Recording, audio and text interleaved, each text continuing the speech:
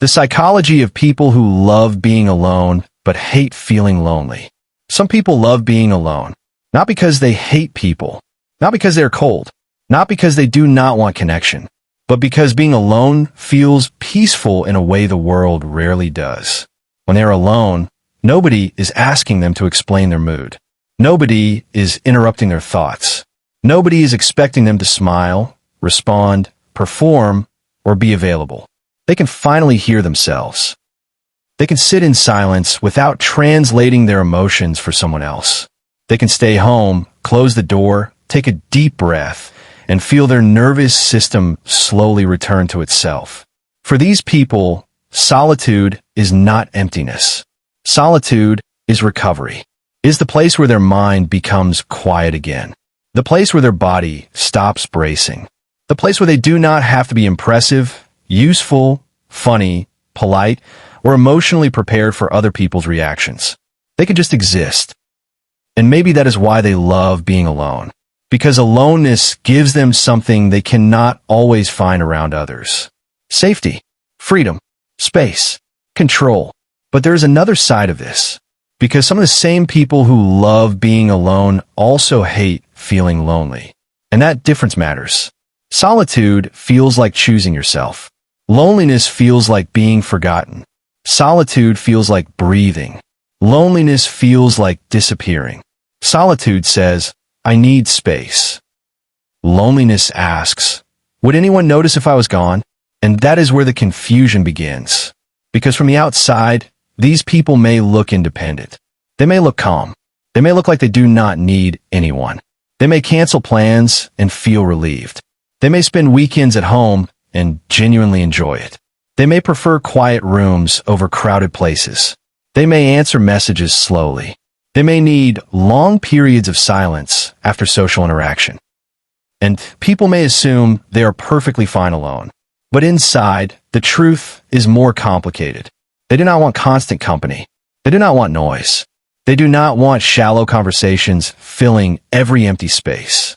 They do not want people around just so they can say they are not alone. What they want is not quantity. They want quality. They want connection that does not feel like pressure. They want closeness that does not invade their peace. They want someone who can sit beside them without demanding a performance. Someone who understands that silence is not rejection. Someone who does not take their need for space personally. Someone who can be near without making them feel trapped.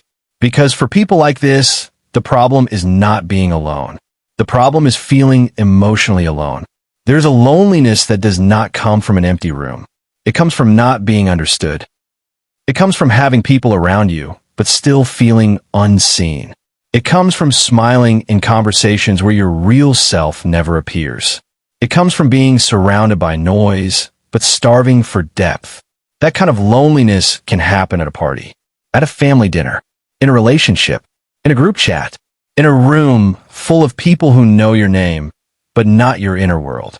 And sometimes that kind of loneliness is more painful than being physically alone. Because when you are alone, at least the silence is honest. But when you are with people and still feel lonely, the silence becomes heavier.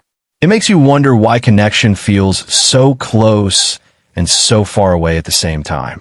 Many people who love solitude learned early that being alone was safer than being misunderstood. Maybe they grew up around people who dismissed their feelings. Maybe they were told they were too sensitive, too quiet, too emotional, too complicated.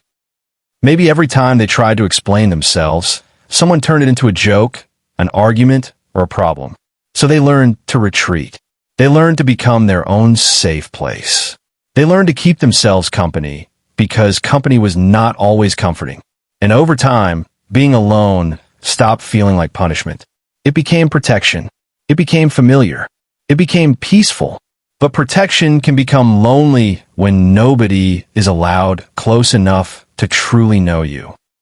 And that is the emotional conflict. They want space, but they also want to matter. They want independence, but they also want to be chosen. They want peace, but they also want warmth. They want to stay home, but sometimes they still wish someone would gently ask, "Do you want me to come over?" Not in a demanding way, not in a guilt-filled way, but in a way that says, I see you. I know you like being alone, but I also know you should not have to feel invisible. Because the heart can love solitude and still ache for connection. The nervous system can crave quiet and still need tenderness. A person can enjoy their own company and still wish someone understood the parts of them they never say out loud. This is why these people may feel torn. They may push people away when they feel overwhelmed, then feel sad when nobody comes closer.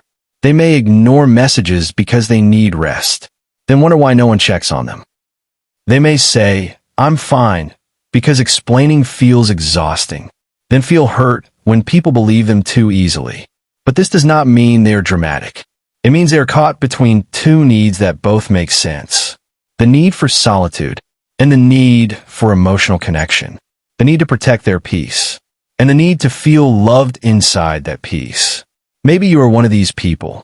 Maybe you genuinely enjoy being alone. Maybe your room feels safer than most conversations. Maybe staying home feels less like isolation and more like returning to yourself. Maybe you do not fear silence. Maybe you actually need it. But maybe there are nights when the same silence starts to feel different. Not peaceful, empty, not calming, heavy, not chosen, but imposed. And suddenly, the home that felt like a sanctuary begins to feel like a reminder. A reminder that you're always the one holding yourself together. Always the one comforting yourself. Always the one understanding yourself. Always the one coming back to yourself.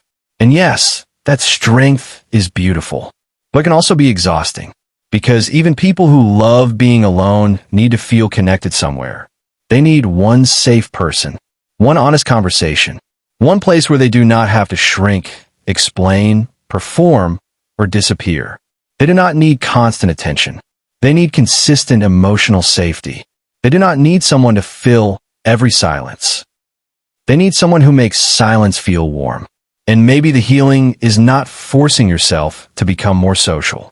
Maybe it is not saying yes to every invitation. Maybe it is not pretending you enjoy crowds, small talk, or constant availability. Maybe the healing is learning the difference between isolation and solitude. Solitude restores you. Isolation hides you. Solitude gives you space to breathe. Isolation convinces you nobody cares. Solitude helps you hear yourself. Isolation makes you believe no one else ever will. And maybe, slowly, you can begin to ask yourself, am I choosing to be alone because it feels peaceful? Or because I am afraid no one will understand me if I let them close? Am I resting? Or am I disappearing? Am I protecting my energy? Or am I protecting an old wound? Because there is nothing wrong with loving your own company. There is nothing wrong with needing quiet. There is nothing wrong with staying home, turning off the noise, and giving yourself the peace you deserve. But you also deserve connection that does not cost you your peace. You deserve people who understand your silence, people who respect your space, people who do not make you feel guilty for needing time alone, and people who still remind you, gently, that you are not forgotten. So maybe the goal is not to stop loving solitude. Maybe the goal is to build a life where solitude feels chosen, not forced. Where being alone feels peaceful, not abandoned. Where your home feels like a sanctuary, not a hiding place. And where the people who love you understand that sometimes the deepest connection is not loud. Sometimes it is quiet. Sometimes it is patient. Sometimes it is someone sitting beside you, saying nothing and somehow making you feel less alone. Because loving solitude does not mean you do not need love. It only means you need a kind of love that knows how to enter softly,